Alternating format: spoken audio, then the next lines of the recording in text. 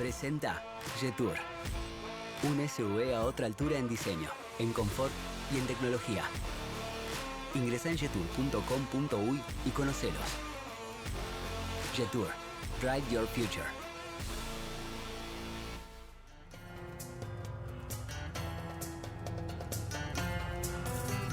Muy bien, seguimos en la mira como les anunciábamos con el director de Factum, Eduardo Botinelli. Eduardo, gracias por estar. ¿Qué tal, Gabriel? Un gusto. Desde el análisis político, porque imagino todavía no tienen encuestas en Factum, ¿no? ¿Cuánto le impacta el caso Penades al gobierno y al presidente? ¿Podemos hacer una separación ahí? Sí, se puede ir haciendo distintas separaciones. Efectivamente no hay datos recientes, claro. Pero el caso estalló, digamos, entre marzo y mayo, digamos, fue todo el desenlace más importante, obviamente sin la resolución, que en sí es una noticia y tiene un impacto. Hasta ahora, lo que ha sucedido, no solamente en este caso, pero con otros casos, es que en realidad el presidente está conservando su imagen, ¿no? Es decir, de alguna forma está manteniendo niveles de aprobación importantes, su imagen no se ve afectada, el conjunto del gobierno tampoco, y sin embargo cuando se analizan por áreas, sí. Y sin dudas, este es un caso que primero tiene una repercusión, digamos, desde el punto de vista personal de Penades en sí, y se buscó, y de alguna forma se trató, en términos generales, como una cuestión de resorte personal y no político. Sin embargo, las derivaciones posteriores que está habiendo, ¿no? Sobre todo la declaración de la fiscal con respecto al rol del Ministerio del Interior y las posteriores denuncias y acusaciones que ha habido, dejan un manto de duda de hasta dónde puede llegar esto. Y esto implica, básicamente, qué rango jerárquico termina teniendo las personas involucradas. Es decir, esto es el uso del poder político sobre subordinados en forma independiente a la jerarquía del propio Ministerio del Interior, o es el uso del poder político utilizando la propia jerarquía del Ministerio del Interior.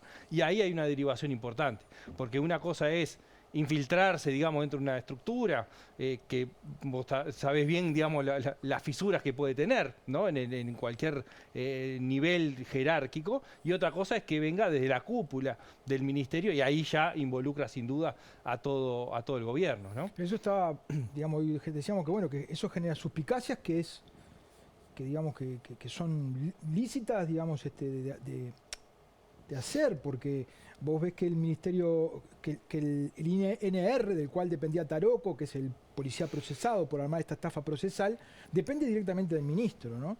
Y yo he hablado con policías estos días y me dicen, es muy difícil que Mendoza no supiera lo que un hombre como Taroco, jefe de la inteligencia policial. Entonces, pero además, Eduardo, la participación, el protagonismo del Ministerio del Interior aparece también cuando comienza la primera denuncia, el ministro sentado en una conferencia de prensa, siendo el hombre que tiene que investigar a su compañero, sale a apoyarlo. Bueno, ¿no? Sin dudas ahí hubo errores, digamos, del manejo y del cuidado institucional. Total. ¿No? Es decir, a ver, acá la primera justificación es, fuimos engañados, ¿no? Es decir, en realidad estamos apoyando a un amigo que confiábamos plenamente en él. Ahora, sin duda, hubo descuidos institucionales. Claro. Que la conferencia sea en el Parlamento, que estuviera el ministro del Interior en la conferencia y haciendo declaraciones, además, respaldando las declaraciones del propio Penades, cuando lo que vos decís, terminaba siendo la persona que iba a estar comandando las investigaciones en el auxilio a Fiscalía. El Ministerio del Interior es como una brecha por donde se le han metido muchos problemas al gobierno, ¿no? Bueno, para empezar, a ver, podemos mirarlo de distintos lados. Desde el lado de la gente, desde el lado de la población, sin duda empezó a situarse como un problema, porque volvió a ser la principal preocupación de la población, junto con los temas económicos, y ahí depende cómo toman los económicos. La seguridad, decís vos. La seguridad pública pasa a ser un problema, si no es el primero, es el segundo, según si tomas todos los económicos por un lado o si lo tomas individual. Entonces, ahí ya pone el foco en el Ministerio del Interior en la medida que la seguridad pública pasa a ser la principal preocupación. El otro es que los resultados que exhibe el Ministerio del Interior no son evaluados positivamente por la población. Es decir, así como, o sea, por un lado es la principal preocupación y por otro es de las áreas peor evaluadas del gobierno. Si nosotros miramos, 6 de cada 10, más de 6 de cada 10, tienen una opinión negativa de la gestión del Ministerio del Interior, del gobierno, en materia de seguridad pública, no encapsularlo solo en el Ministerio del Interior, pero en el rol de seguridad pública. Y 4 de cada 10 votantes de la coalición tienen una opinión negativa. Entonces, no es solamente un problema para el gobierno la gestión o los problemas que pueden saber, sino que la gente está poniendo el foco en el tema de seguridad pública y que además la evalúa negativamente. A esto se suman estas cuestiones, estas suspicacias o estos problemas que además, y sumamos un tema más, es el ministro del Interior en la interpelación salió sin el respaldo parlamentario. Totalmente. Esto de alguna forma terminó siendo minimizado porque el Frente pidió la censura y no salió. Sí. Pero en realidad el ministro salió sin el respaldo. Total. Entonces, ese también. Entonces, vamos sumando temas y efectivamente está siendo un problema importante para el gobierno. Va a seguir siéndolo un problema porque la preocupación sigue estando, porque la evaluación, no hay magia en esto. De acá al año que viene nadie va a poder transformar totalmente la opinión pública con respecto a esto, ni la situación en términos de homicidio, del crimen organizado, del narcotráfico. Nadie lo va a solucionar en un año. Entonces, tenemos que pensar que el fin del gobierno y la campaña electoral va a tener esto como uno de los principales temas. Donde se meten la gestión por un lado, los problemas añadidos, en este caso de Penades, por otro, y la preocupación de la gente por otro. Eduardo, yo percibo que los niveles de tolerancia del sistema político en general a la hora de tolerar, de soportar funcionarios, jerarcas quemados, ha ido aumentando. O sea, uno ya no sabe qué es lo que un ministro tiene que hacer para que lo remuevan, ¿no? O sea, acá tenés todo en contra, ¿no? Gente de la propia coalición de gobierno pidiendo la remoción. Y yo comentaba que, no me acuerdo hoy en BTV, que se ha incursionado en una modalidad que no es nueva, y es que si vos hiciste una macana, en lugar de removerte yo, presidente de la República, te pido que te vayas, vos tomás la decisión personal de irte, yo elogio públicamente tu actitud, ¿no? Pero se sigue minando el principio de autoridad, que es el que tenés que ser vos el que lo remueva, no que se tiene que ir solo. ¿Estás de acuerdo vos con eso? Bueno, ahí, a ver, hay distintos matices en el medio, quizás, pero sí hay uno que es importante, que lo que marcabas es cómo se ha llevado adelante una especie de defensa positiva de las renuncias, ¿no? Es decir, loable que alguien renuncie porque hizo las cosas mal, ¿no?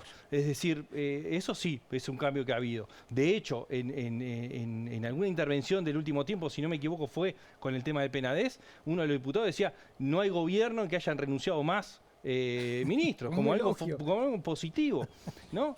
Y efectivamente hay un cambio de paradigma en eso, porque en realidad si alguien renuncia porque hizo las cosas mal, no hay cuestión positiva para rescatar, ¿no? Lo otro es que efectivamente está habiendo también una permanencia en los cargos, pero depende mucho de cuál sea el vínculo político que haya con quien dirige, ¿no? Especialmente en el último tiempo, podemos hablar del caso de Bonomi o el caso de Heber, como, ¿no?, en el mismo lugar, y efectivamente lo mismo sucedía, la oposición pidiendo renuncia y el oficialismo manteniéndolo. Bueno, eso tiene que ver, primero hay un tema de que si efectivamente se está convencido del camino que se está trazando, ¿no? Y ahí hay una decisión que es política, de decir, bueno, las cosas no se están viendo, pero yo estoy convencido que se están haciendo bien y lo voy a mantener porque en algún momento se van a dar los resultados porque lo estamos haciendo bien. Y esa es una lectura. La otra es, yo a este no lo saco porque me están pidiendo que lo saque. Claro. Y eso es también una actitud que está siendo bastante recurrente. Sí. Sí, y la oposición sabe que cuando vos pedís lo que haces es consolidarlo, ¿no? Bueno, a veces queda la duda si efectivamente se sabe o no se sabe. Pero bueno, es parte del juego político el pedido de las renuncias y aceptar o no esas presiones, ¿no? Más allá de lo que se ve en las encuestas ahora, ¿vos pensás que esto se termina pagando de alguna manera? Y a ver, acá yo creo que hay un clic que hay que ver si se produce o no. Ajá. El primero es si el caso Penades tiene derivaciones políticas y la gente lo termina asimilando como un tema político. Como que no solamente fue Penades, sino que hubo otras personas de nivel político involucradas. El otro tiene que ver con cuánta gente se entera efectivamente de lo que está pasando a nivel político. nosotros tenemos bien claramente identificado, en términos gruesos, hay por lo menos 1 de cada 10 personas del Uruguay que no tiene idea, pero ninguna idea de qué está pasando en el sistema político. Hay 3 de cada 10 que más o menos tienen alguna idea de algunos nombres, como el presidente, como alguno de los grandes líderes, pero por ejemplo no todas las candidaturas principales siquiera, ¿no? No las candidaturas principales de los principales partidos. Entonces, ¿cuáles son? Tenemos círculos de gente que se va exponiendo o no. ¿Quiénes son los que se exponen a esto? ¿Quiénes son los que saben qué sucedió? ¿Cuál fue el proceso? Las personas más politizadas.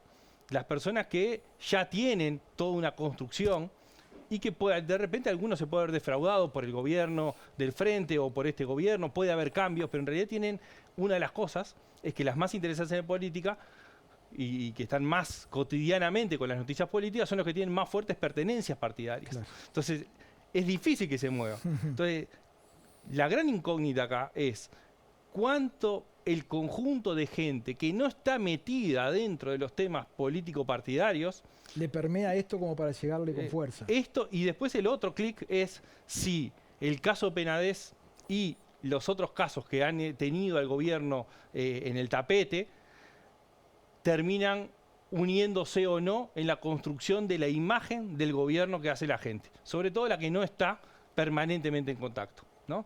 El caso Astesiano. El caso Astesiano, más de la tercera parte no escuchó hablar del caso. Del caso Marcete es más, casi la mitad. Del caso Penades cuando surgió, la mitad no había escuchado. Es decir, está el tema de Salto Grande. Bueno, todos estos temas, ¿terminan uniéndose para la gente o son todos temas aislados? Y sobre todo cuando hablo de la gente es el conjunto de la mitad de la población que está más lejana de la política. Bueno, y eso es una incógnita en realidad, es un interrogante que tenemos, porque no tenemos todavía elementos para decir, bueno, esta gente que en un año electoral empieza así a ponerse más cerca de lo que sucede, pero mientras tanto está lejano.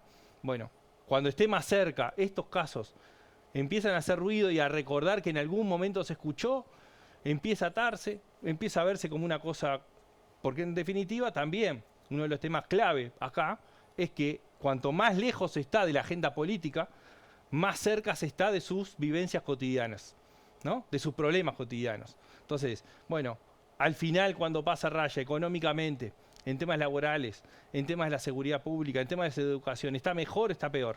¿No? Esa vida cotidiana. Entonces, estos otros casos, para un conjunto de la población, es, bueno, depende cómo esté mi situación, yo puedo dedicarle tiempo a pensar qué es lo que está pasando en la política. Mientras tanto, estoy pensando cómo resuelvo mi cotidianidad. Total. Eduardo, hay veces que me parece que el mejor aliado del gobierno es la oposición. El Frente Amplio se lo ve a veces sin una estrategia para aprovechar las patinadas del gobierno. ¿Cómo ves esta salida de Fernando Pereira, que se ha pasado de ser un sindicalista moderado a ser un dirigente político combativo, cuando es el presidente de un partido que debería resguardarse para tender puentes, ¿no?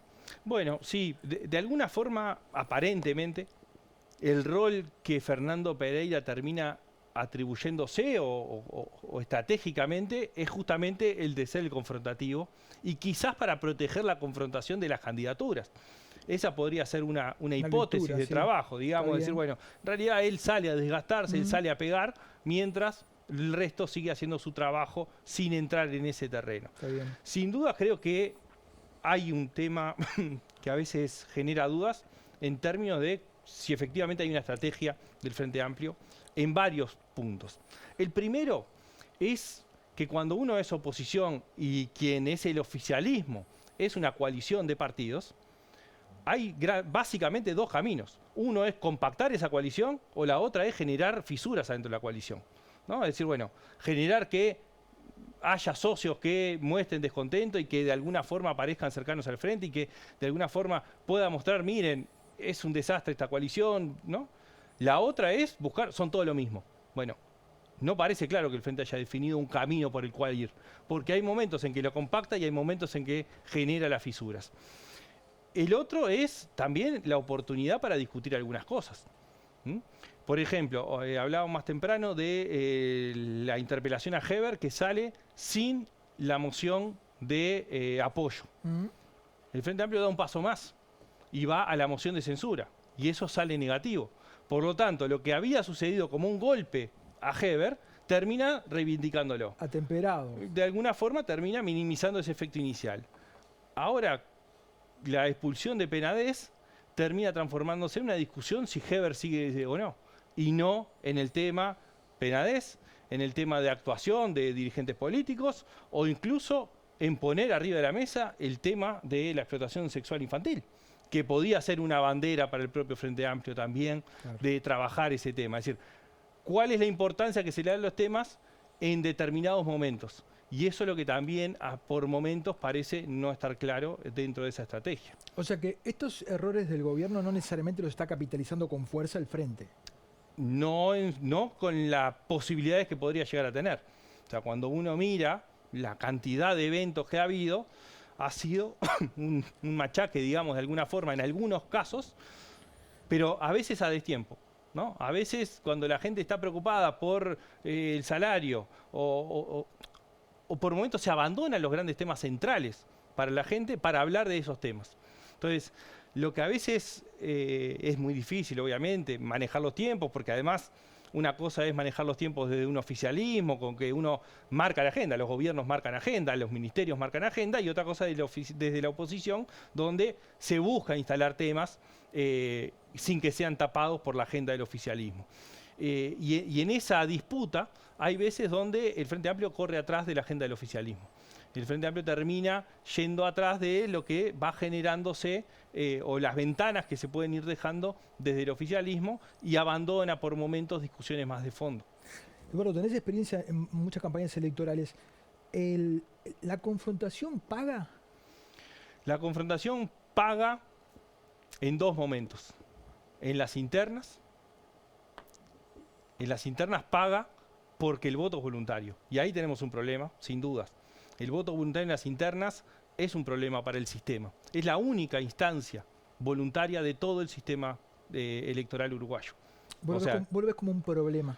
Y a ver, esa elección interna define la candidatura presidencial, las posibilidades de la candidatura vicepresidencial, las posibilidades de aceptar las candidaturas departamentales.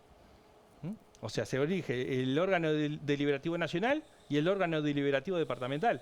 Lo que sucede en junio en una elección voluntaria determina todo lo que pasa adelante. No hay un correlato entre lo que ocurre entre esa legislación y lo que es la legislación general. No hay un correlato. No, o sea, si hay un sistema que es todo obligatorio, es raro. Es obligatoria las elecciones universitarias, es elección la del BPS, son obligatorias todo el resto de las elecciones. Con lo trascendente que son las internas, parece una fractura en el sistema, ¿no? Sí, eso entonces, bueno, entonces la confrontación, en ese caso, cuando es voluntario, cuando quienes van a votar, no es que sean los militantes solamente, porque es un círculo mucho más amplio, pero cuanto menos gente va a votar, que es lo que ha sucedido, cuando miramos cuánta gente ha ido a votar, cada vez ha ido a votar menos gente, o por lo menos se ha equilibrado en torno al 40% de participación. Es decir, en esto que hablamos de quién está al tanto de las noticias, quién participa, bueno, en la elección interna participa el 40%. Decide qué va a pasar hacia adelante. Hay una tesis que dice esto es correcto porque es la libertad de elegir dentro de los partidos. Y por eso no tiene que ser obligatoria. El tema es que no son elecciones de los partidos, porque son obligatorias para los partidos y simultáneas. Es un acto realizado por la Corte Electoral dentro de todo un sistema. No es que, como por ejemplo el Frente Amplio hace sus elecciones internas o el Partido Nacional hace sus elecciones de solo directorio. Para elegir autoridades internas. Claro. Acá estás eligiendo el que va a ser el presidente. Y bueno, y en parte también se usa para armar las listas, ¿no? Entonces, la confrontación en la interna paga. Y el otro momento donde de alguna forma donde termina pagando es en el balotaje. Porque ahí es nosotros contra ellos y ellos contra nosotros. Es decir, punto. Ahí termina dándose naturalmente casi esa confrontación. Los decibeles... Vos estás planteándolo que esa confrontación paga en instancias electorales. Luego, en la cotidianeidad, esta actitud no necesariamente tiene una influencia a favor del frente. Ah, No. no, yo creo que eso lo que sirve es para mantener viva la militancia. Ajá. Mantener viva las barras que Ajá. están personalmente, en las redes sociales. Eso sí, se mantiene vivo Sí, a sí, partir sí. de la confrontación. Sí. ¿No? También es verdad que a medida que la confrontación aumenta y permanece en el tiempo, también aleja gente. También hay gente que se va hasteando de la política. Claro. No, todavía no estamos en un nivel crítico en el caso uruguayo. No vemos gente que empiece. Ahora, si miramos los datos, bueno, Por algún lado siempre se empieza. por algún lado va canalizándose. Por ahora, por algún lado se va canalizando. Aparecen figuras emergentes, Sí. nuevas, outsiders, que Sí. recogen votos. Sí. Sí. Y recogen votos yendo contra lo que existe. ¿No? Eso todavía es minoritario. Hay que prestar atención. Yo creo que hay que prestarle atención. Eduardo, muchísimas gracias por haber estado. Por favor, es a ti. Nos vamos a una tanda y ya volvemos.